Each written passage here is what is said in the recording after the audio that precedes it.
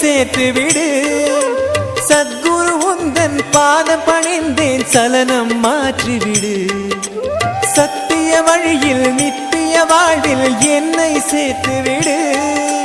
சத்குரு உந்தன் பாதம் பணிந்தேன், சலனம் மாற்றிவிடு.